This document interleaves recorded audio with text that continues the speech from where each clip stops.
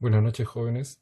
Soy David Sosa y en esta oportunidad vamos a hablar acerca del movimiento rectilíneo uniformemente variado, o también conocido como MRV. Empecemos. Primero vamos a dar las características esenciales del MRV, ¿sí? Sus características más importantes, ¿de acuerdo? La primera característica hace referencia a la aceleración.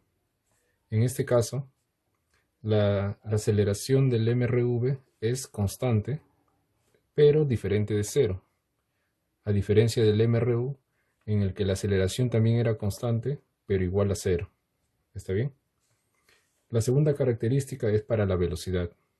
La velocidad va a ser variable, pero linealmente. Pero va a variar de forma constante, ¿no? Va a aumentar en la misma cantidad siempre. ¿Está bien? Y respecto a la trayectoria, va a ser rectilínea, al igual que el MRU. Muy bien. El esquema del movimiento del MRV estaría representado acá. Tenemos un cuerpo o un móvil con velocidad inicial v sub i que posee una determinada aceleración constante. Esta aceleración va a hacer que la velocidad cambie a una velocidad final en un determinado tiempo, habiendo recorrido una determinada distancia.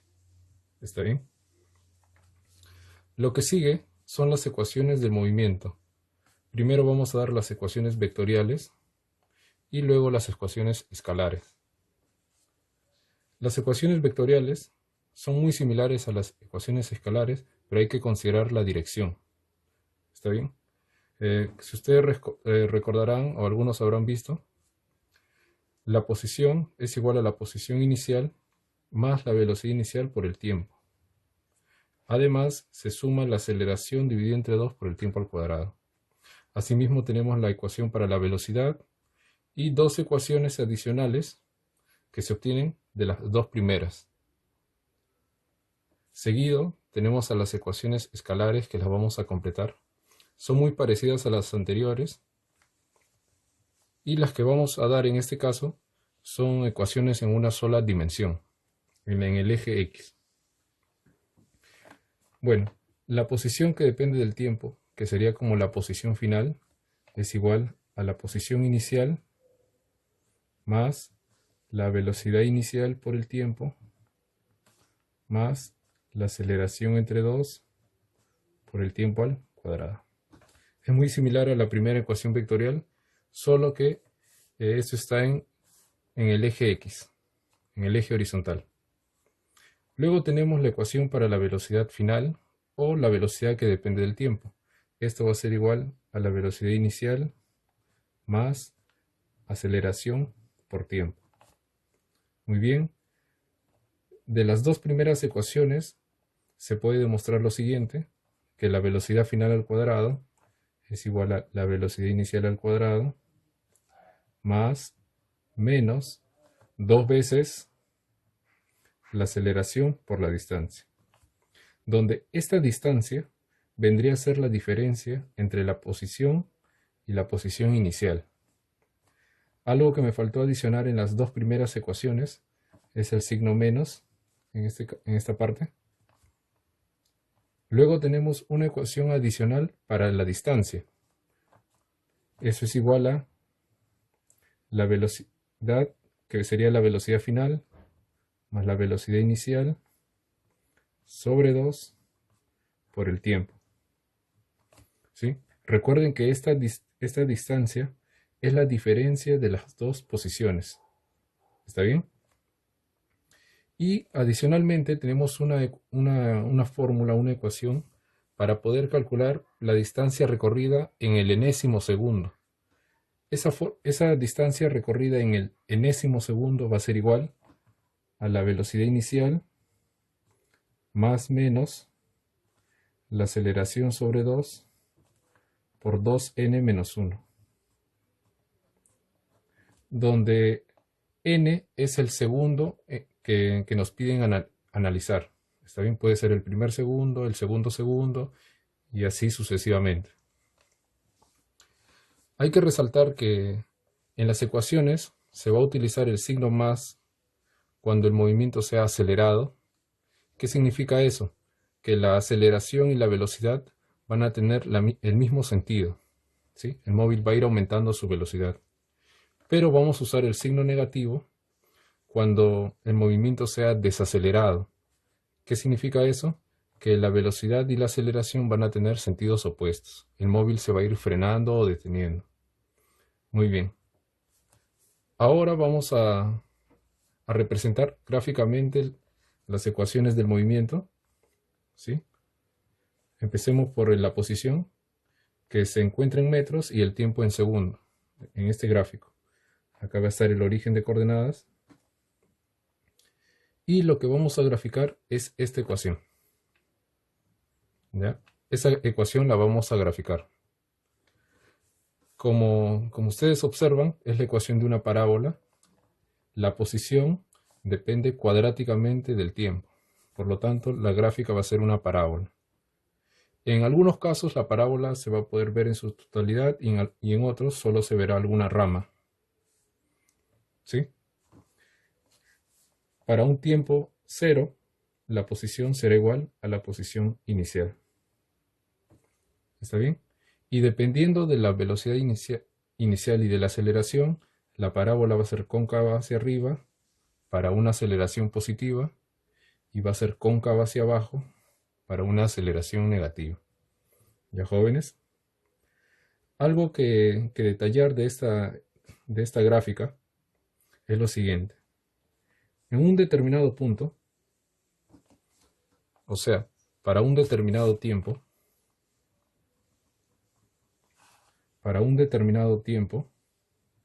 vamos a tener una determinada posición.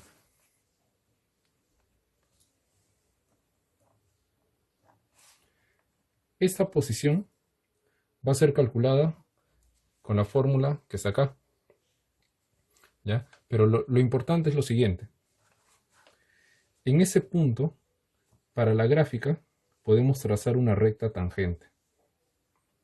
Esa recta tangente va a tener un ángulo de inclinación. Supongamos que es θ. Y al igual que en el caso del MRU, la tangente de este ángulo, la tangente de θ, va a ser igual a la velocidad. Pero va a ser la velocidad en ese punto en especial, ¿sí? Como ustedes notarán, yo puedo trazar distintas tangentes para cada tiempo. Eso significa que para cada tiempo va a haber una velocidad distinta, que hace diferencia al MRU, donde la velocidad era constante, ¿sí? Para tiempos distintos habrán velocidades distintas. Recuerden que la velocidad es variable. Muy bien. Ahora tenemos el gráfico de la velocidad, que vendría a ser esta ecuación. Como observan ahora, el tiempo varía linealmente, la velocidad, disculpen, varía linealmente con el tiempo. Por lo tanto, vamos a obtener una línea recta, que estaría así. Acá está el origen de coordenadas. Y para un tiempo cero tendremos una velocidad inicial. Y para un tiempo t, una velocidad final o simplemente v. ¿De acuerdo? ¿Qué podemos obtener de esta gráfica? Podemos obtener dos conclusiones importantes. La primera de ellas, si consideramos este ángulo φ, para ese ángulo que se encuentra dentro de este triángulo rectángulo, este cateto sería la variación de la velocidad. Y el cateto adyacente sería la variación del tiempo.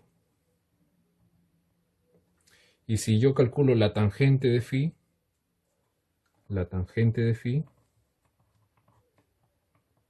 estaría obteniendo variación de velocidad sobre variación de tiempo. Y eso viene a ser la aceleración.